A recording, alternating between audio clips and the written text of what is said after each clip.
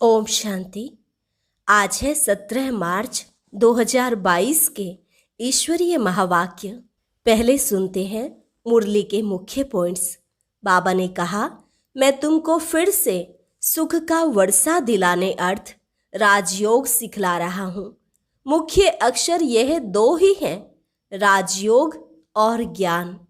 यह प्राचीन राजयोग और ज्ञान ही है जो परमपिता परमात्मा ने 5000 वर्ष पहले सिखाया था, जिससे भारत स्वर्ग बना।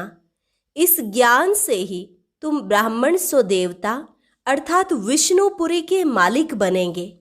इस समय सब सीताएं रावण की कैद में दुखी हैं।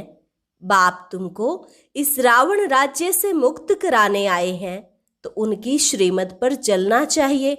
फिर बाबा ने कहा, सदा याद रखो तुम्हारे 84 जन्म पूरे हुए, अब वापस घर चलना है।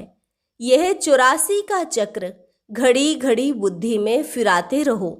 इस सृष्टि चक्र के आदि मध्य अंत का ज्ञान सिर्फ ब्राह्मण बच्चों को ही मिलता है, जिससे तुम त्रिकालदर्शी बन जाते हो। तुम बच्चों में अब कोई भी प्रकार का देह अभिमान ना हो। देही अभिमानी को ही महावीर कहेंगे। और लास्ट में बाबा ने कहा, ग्रस्त व्यवहार में रहते तुम बहुत सर्विस कर सकते हो, लेकिन समझाने वाला बहुत निरहंकारी और बहादुर होना चाहिए।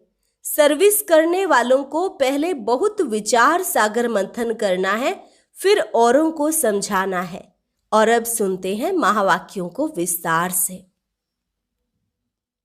मुरली का सार। मीठे बच्चे, तुम्हें भक्ति की रोचक बातों के बजाय रूहानी बातें सबको सुनानी है। रावण राज्य से मुक्त करने की सेवा करनी है। प्रश्न, सेवा में सफलता प्राप्त करने के लिए मुख्य कौन सा गुण चाहिए? उत्तर, निरहंकारिता का गुण। महावीर के लिए भी दिखाते हैं, जहां भी सत्संग होता था वहां जुतियों में जाकर बैठता था, क्योंकि उसमें देह अभिमान नहीं था, परंतु इसमें बहादुरी चाहिए। तुम कोई भी ड्रेस पहनकर उन सत्संगों में जाकर सुन सकते हो। गुप्त वेश में जाकर उनकी सेवा करनी चाहिए। गीत ओम नमो शिवाय। ओम शांति। यह हुई महिमा ऊंचे ते ऊंचे भगवान की। ईश्वर कहो, परमपिता परमात्मा कहो। सिर्फ ईश्वर व भगवान कहने से पिता नहीं समझा जाता है, इसलिए परम पिता परमात्मा कहना चाहिए। वह रचयिता है इस मनुष्य सृष्टि का। अब ऊंचे ते ऊंचा बाप क्या आकर कहते हैं कि पतित मनुष्य मुझे बुलाते हैं कि आकर हमको पावन बनाओ। पावन मना पवित्र। पतित पावन भगवान को ही कहा जाता है। बरोबर वह आता है जरूर। भक्ति मार्ग में भगवान को याद करते हैं तो वह आता भी जरूर है, परंतु वह आएगा तब जब भक्तों को भक्ति का फल देना होगा। फल देना अर्थात वर्षा देना उनके लिए बहुत सहज है। 1 सेकंड में जीवन मुक्ति दे सकते हैं। कहते भी हैं कि जनक को सेकंड में जीवन मुक्ति मिली। नाम एक का ही गाया हुआ है। सेकंड में जीवन मुक्ति अर्थात सुख शांति मिली। मनुष्य कहते भी हैं कि शांति, सुख और बड़ी आयु चाहिए। छोटेपन में कोई मरता है तो कहते हैं अकाले मृत्यु आ गया, पूरी आयु नहीं बिताई। अब बाप जो कुछ करके गए हैं उनका ही गायन है। सेकंड में जीवन मुक्ति तो जरूर पहले जीवन बंद में होगा। जीवन बंद कलयुग के अंत और जीवन मुक्त सतयुग के आदि को कहा जाता है। कहते हैं जनक मिसल घर ग्रस्त में रहकर जीवन मुक्ति को पाए। बाप समझाते हैं अक्षर ही 2 हैं, राजयोग और ज्ञान। भारत का प्राचीन राजयोग तो मशहूर है। प्राचीन माना पहले पहले, लेकिन कब यह मनुष्य नहीं जानते, क्योंकि कल्प की आयु लाखों वर्ष कह देते हैं। भारत का प्राचीन ज्ञान और योग तो सब चाहते हैं, जिससे भारत स्वर्ग बनता है। अब तो भारत बहुत दुखी है। पहले सूर्यवंशी राज्य था, अब नहीं है। फिर उनको याद करते हैं कि वह राजयोग और ज्ञान किसने दिया था, यह नहीं जानते। नहीं तो बाप से वर्षा लेने में बच्चों को कोई भी तकलीफ नहीं। बाप का बने तो वर्षे के लायक बने। फिर भी माता पिता टीचर की शिक्षा मिलनी होती है। मुक्ति का भी वर्षा चाहिए, इसलिए गुरु करते हैं। परंतु जीवन मुक्ति तो कभी कोई दे नहीं सकता। जब जीवन बंध का अंत हो, जीवन मुक्ति की आदि हो, तभी फिर जीवन मुक्ति देने वाला आए। मनुष्यों ने सिर्फ सुना है कि सेकंड में जीवन मुक्ति, अथवा सेकंड में रावण राज्य से राम राज्य, पतित से पावन, परंतु कैसे सो नहीं जानते। बाप तुम आत्माओं से बात करते हैं। यह है रूहानी शिक्षा जो सुप्रीम रूह देते हैं। वहां तो सब मनुष्य ही शास्त्र आदि पढ़ते हैं, कहते हैं फलाने महात्मा ने यह ज्ञान दिया। यहाँ है प्राचीन राजयोग और ज्ञान जो परमपिता परमात्मा ने दिया था 5000 वर्ष पहले, जिससे तुम सो देवी देवता बने थे। अब प्राय लोप हो गया है। अगर लोप ना हो तो सुनावे कैसे। मनुष्य पतित ना बने तो पतित पावन बाप कैसे आए। पतित बनने में 84 जन्म लेने पड़ते हैं। इसका भी सारा विस्तार बाप समझाते हैं, वर्ण भी समझाते हैं। ब्रह्मा चाहिए तो ब्रह्मा का बाप भी चाहिए। ब्रह्मा विष्णु शंकर इन तीनों का बाप शिव है। अब ब्रह्मा द्वारा बैठ प्राचीन ज्ञान देते हैं, जिससे विष्णुपुरी के मालिक बनेंगे और ब्राह्मण सो देवता बन जाते हैं। ब्राह्मण धर्म वाले मनुष्य से तुम सो देवी देवता धर्म वाले बन रहे हो। तो पहले प्रजापिता ब्रह्मा चाहिए। कृष्ण को तो प्रजापिता नहीं कह सकते। यह तो सब उल्टी बातें बना दी है। कृष्ण को इतनी रानियां, बच्चे आदि थे, यह है भूल। वास्तव में बच्चे हैं ब्रह्मा को, ना कि कृष्ण को। ब्रह्मा ही कृष्ण बनते हैं। बस इस एक जन्म की उथल पाथल ने मनुष्यों को मुझा दिया है। गीता का भगवान कृष्ण को कह शिव को उड़ा दिया है। सब कहते हैं ब्रह्मा को 3 मुख थे, कितने मूंझ गए हैं। शिव रचयिता को तो एकदम गुम कर दिया है। रचता ही आकर बताते हैं कि हम कैसे देवी देवता धर्म की रचना करते हैं। ऐसे नहीं, परमात्मा सृष्टि कैसे रचते हैं। परम पिता परमात्मा को बुलाते ही हैं कि हे पतित पावन, आकर हम पतितों को पावन बनाओ। दुनिया को यह मालूम ही नहीं कि इस समय रावण का राज्य चल रहा है। रावण की बड़ी बड़ी कथाएं बैठ सुनाते हैं। इसको कहा जाता है भक्ति की रोचक बातें, और यह है रूहानी बातें। इस समय सब सीताएं अथवा भक्तियां रावण की कैद में हैं और रावण राज्य में बहुत दुखी हैं। अब सबको रावण राज्य से मुक्त कराना है। अब बाप आया है, कहते हैं बच्चे तुम्हारे 84 जन्म अब पूरे हुए, अब वापस चलना है। मुझे ही बुलाते थे कि दुख हरता सुख करता आओ, यह मेरा ही नाम है। कलयुग में है अपार दुख, सतयुग में है अपार सुख। फिर से तुमको सुख का वर्षा दिलाने अर्थ फिर से तुम्हें राजयोग और ज्ञान सिखला रहा हूं। यह पुरानी दुनिया विनाश हो जाएगी। मनुष्य तो विनाश से बहुत डरते हैं, समझते हैं यह आपस में लड़े ही नहीं तो शांति हो जाए। फिर इतने अनेक धर्मों में शांति कैसे होगी। बाप समझाते हैं यह इतने सब धर्म जो अब हैं वह पहले नहीं थे। जब एक ही धर्म था तब बरोबर सुख शांति का राज्य था। अब सब मांगते हैं मन को शांति कैसे मिले। अरे मन क्या चीज है, पहले इनको तो समझो।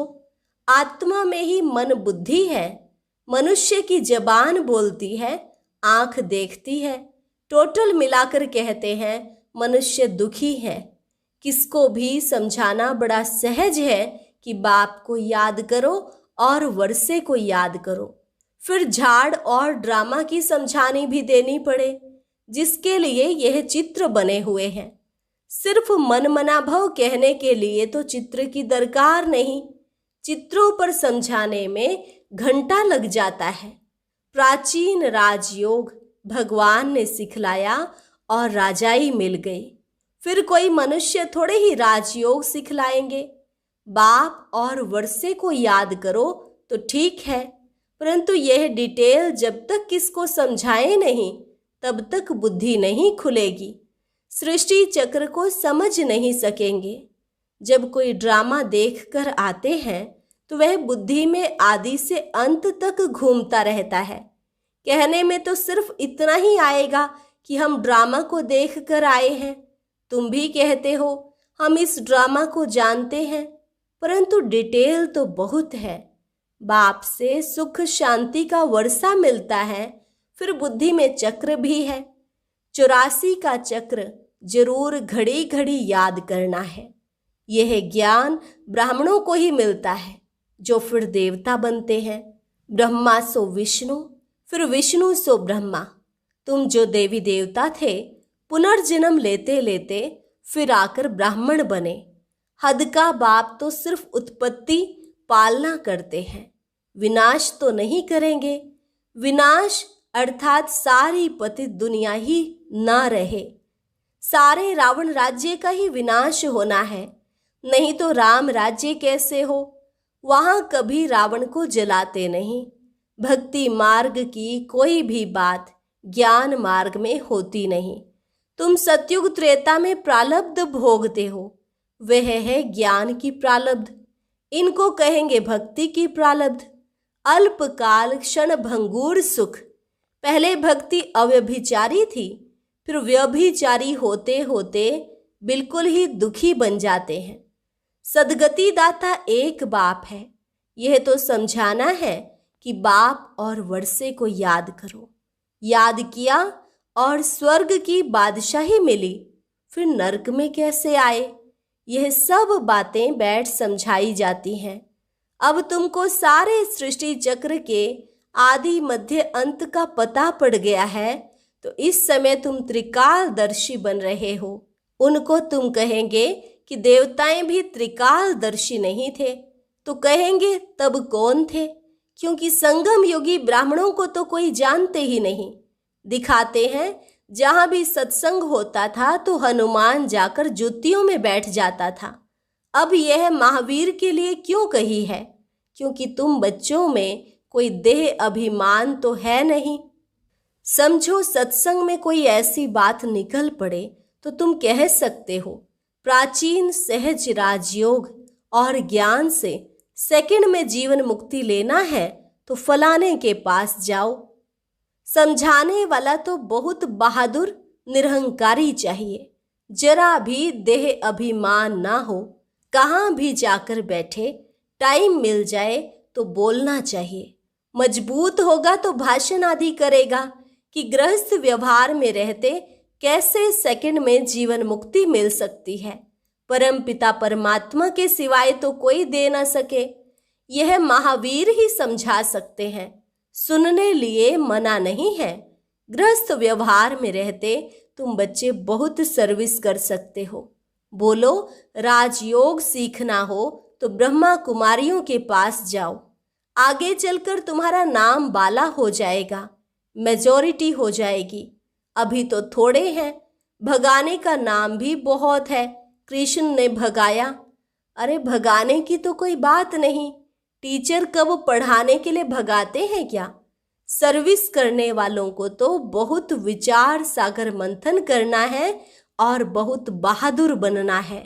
अच्छा, मीठे मीठे सिक्के लधे बच्चों प्रति माता पिता बाप दादा का याद प्यार और गुड मॉर्निंग।